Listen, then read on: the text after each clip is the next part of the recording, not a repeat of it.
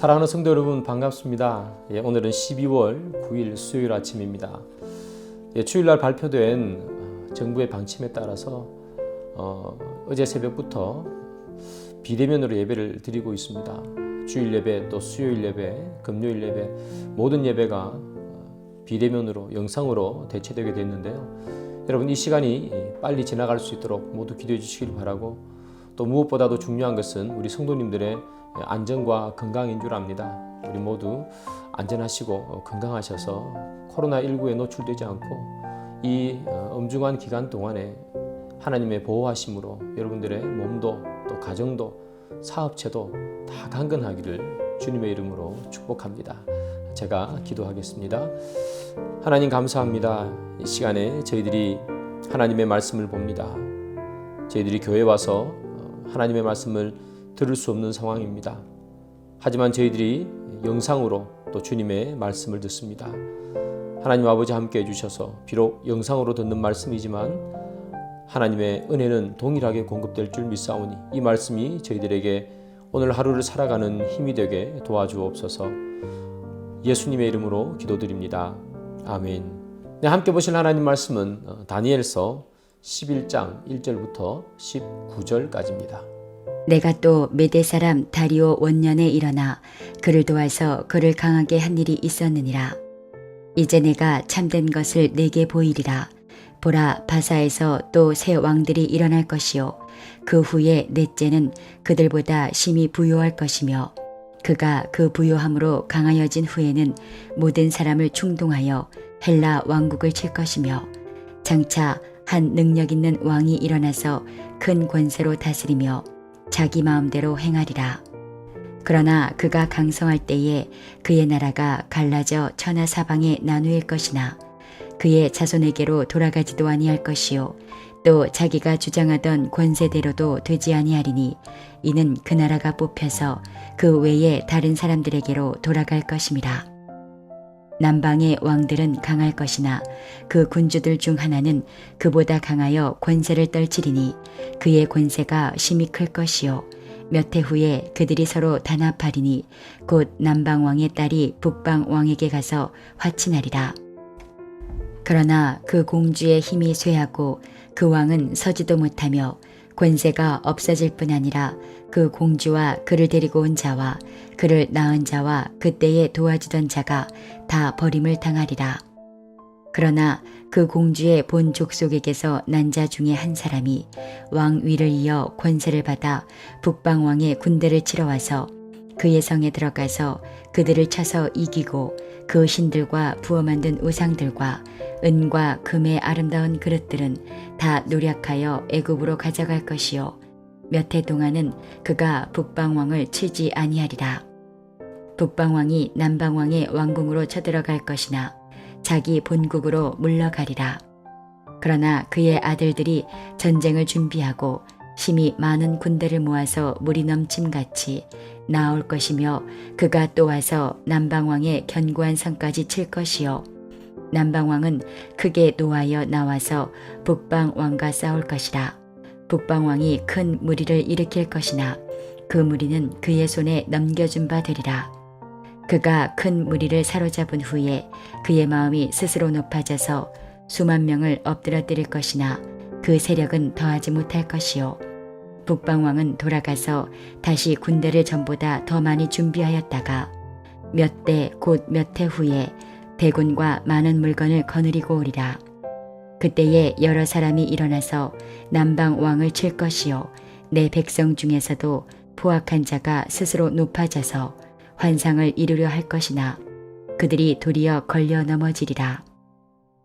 이에 북방왕은 와서 토성을 쌓고 견고한 성읍을 점령할 것이요 남방 군대는 그를 당할 수 없으며 또 그가 택한 군대라도 그를 당할 힘이 없을 것이므로 오직 와서 치는 자가 자기 마음대로 행하리니 그를 당할 사람이 없겠고 그는 영화로운 땅에 설 것이요 그의 손에는 멸망이 있으리라.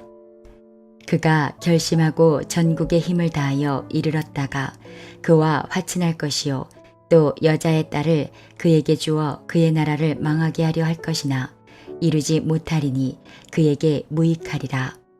그 후에 그가 그의 얼굴을 바닷가로 돌려 많이 점령할 것이나 한 장군이 나타나 그의 정복을 그치게 하고 그 수치를 그에게로 돌릴 것이므로 그가 드디어 그 얼굴을 돌려 자기 땅 산성들로 향할 것이나 거쳐 넘어지고 다시는 보이지 아니하리라.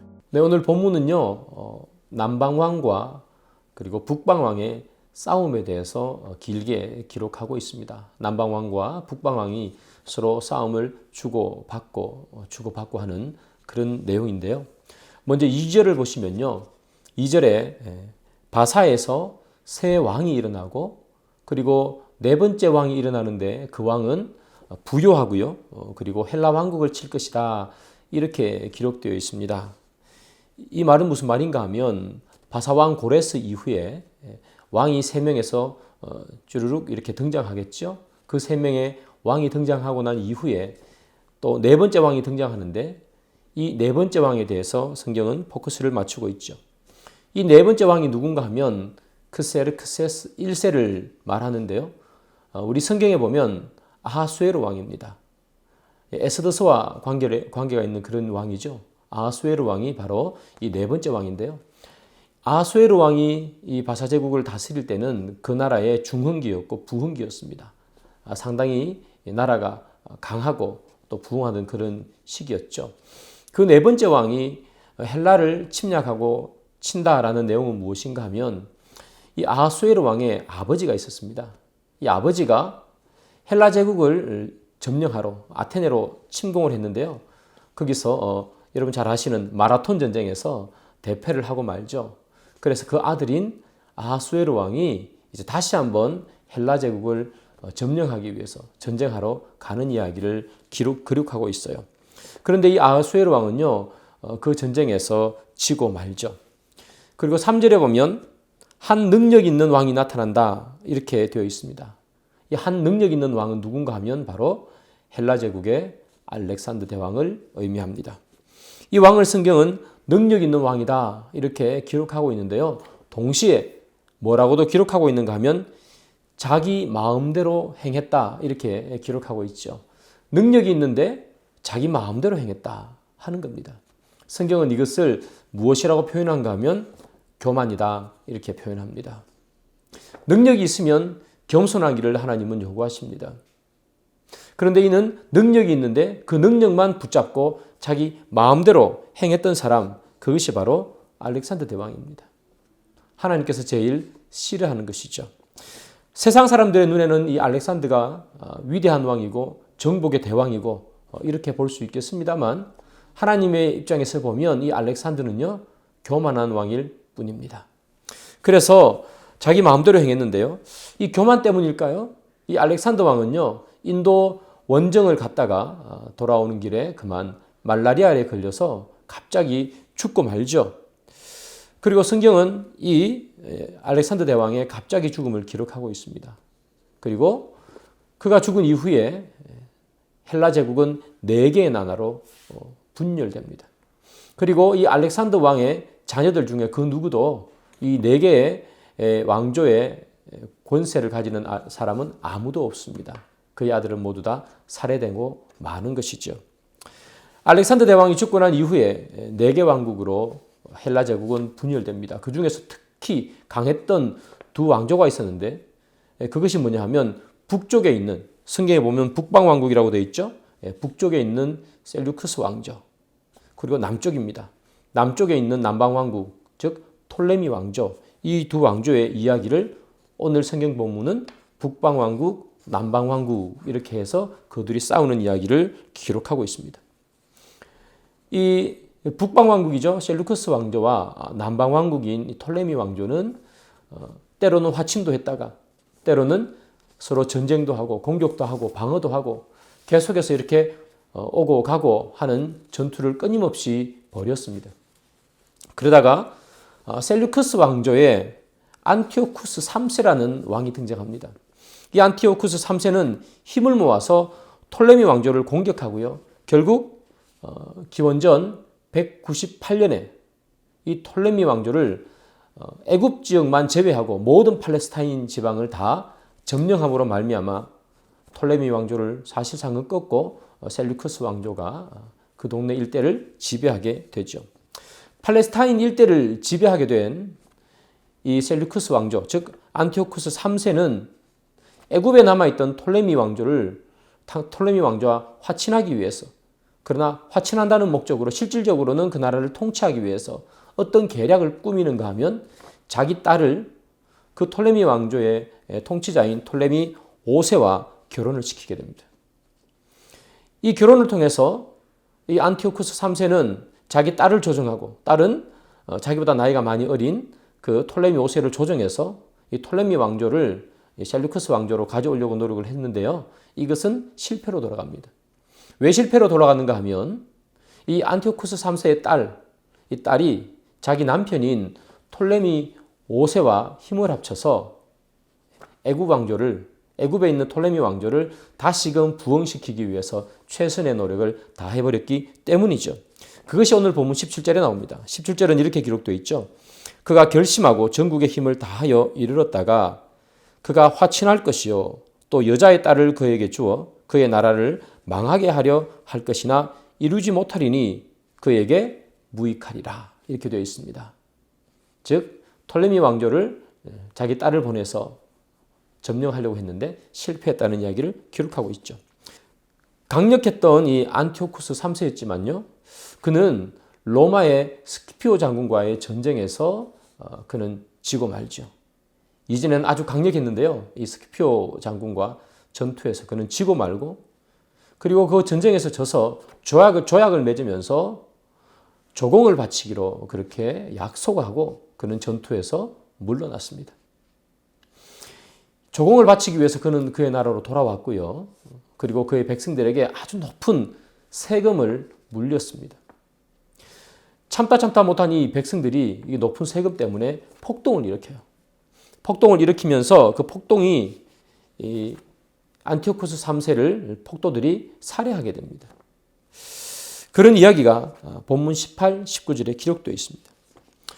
그 후에 그가 그의 얼굴을 바닷가로 돌려 많이 점령할 것이나 한 장군이 나타나 그의 정복을 그치게 하고 그 수치를 그에게로 돌릴 것이므로 그가 드디어 그 얼굴을 돌려 자기 땅 산성들로 향할 것이나 거쳐 넘어지고 다시는 보이지 아니하리라.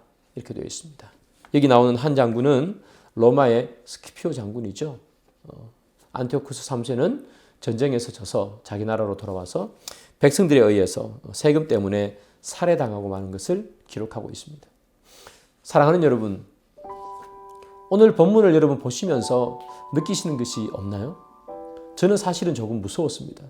왜냐하면 역사에 아주 디테일한 작은 부분도 성경에 이미 다 예언되어 있고 기록되어 있다는 사실입니다. 여러분, 오늘 우리가 보는 이 본문은 다니엘서입니다.